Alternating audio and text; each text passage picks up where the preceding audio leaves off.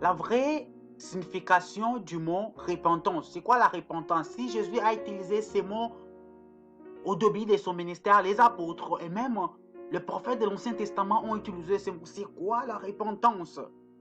Ces mots apparaissent dans la Bible 70 à 100 fois. Là, maintenant, ça dépend de la traduction que vous utilisez. Toute traduction que vous utiliserez, ces mots apparaissent entre 70 et 100 fois.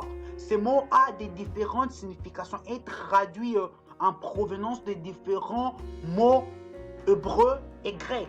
Le premier mot hébreu qui est traduit, c'est le mot Nacham. C'est le mot Nacham. Nacham qui veut dire désir intense, un très fort désir de changer. Nous voyons ceci apparaître dans Nombre 23 où Dieu dit je ne suis pas un fils d'un homme pour se repentir. C'est juste désir intense, désir intense.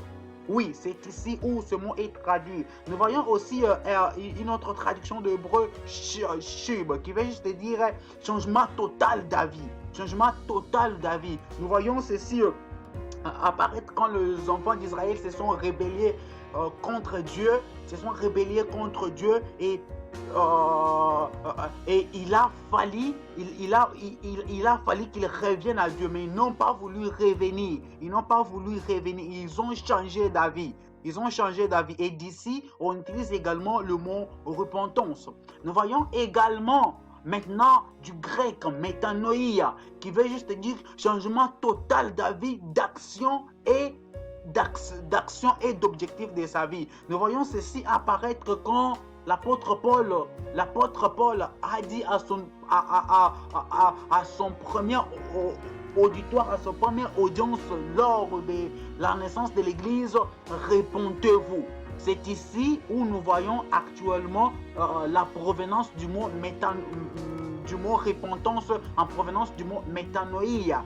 Métanoïa, qui veut dire changement total d'objectif et d'action. Nous voyons Nachan, Shub et Métanoïa qui ont juste une dénominateur commun qui est le changement. Nous voyons ceci bien explicité sur l'apôtre Paul. L'apôtre Paul pensait que les chrétiens étaient les ennemis du peuple, pensait que Christ était l'ennemi du peuple et toute personne qui met sa foi en Christ doit être tuée et condamné dans la prison. Mais après avoir été repenti, il a donné maintenant sa vie pour les chrétiens qu'il cherchait à tuer. C'est ça la repentance. La personne qui s'est repentie a changé de direction totale de sa vie. Les objectifs, les actions ont changé. Ce qu'il cherche maintenant, c'est la gloire de Dieu dans tout ce qu'il fait.